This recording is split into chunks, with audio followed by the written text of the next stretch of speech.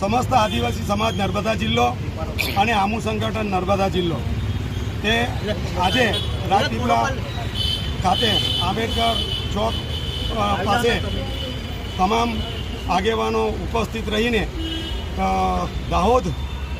દાહોદની તોરની પ્રાથમિક શાળાની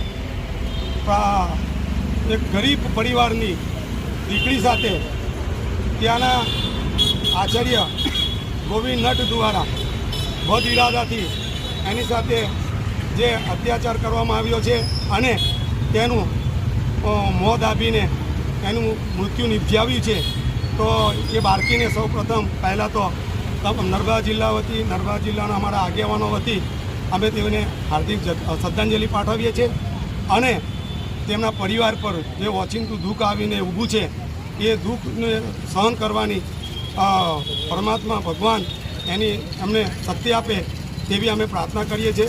અને આ જે દુઃખદ ઘટના છે એને અમે સખત શબ્દોમાં વખોડીએ છીએ અને આ ઘટનાથી ગુજરાતનું જે ગુજરાત નંબર 1 કહેવાતું તેનેથી એની છબી પણ બગડી છે અને દેશના વડાપ્રધાન કહી રહ્યા છે કે બેટી પઢાઓ બેટી બચાવો એ જે સૂત્ર છે એને પણ એની પર બી એક કલંક લાગી ગયો છે.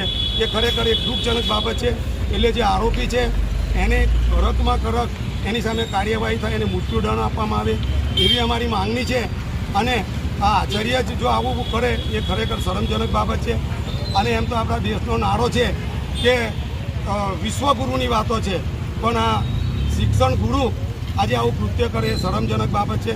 સરકારે પર આની પર કડકમાં કડક કાર્યવાહી કરવી જોઈએ. ખરેખર સરકાર આના માટે સંવેદનશીલ બને તેવી અમે આશા વ્યક્ત કરીએ છીએ.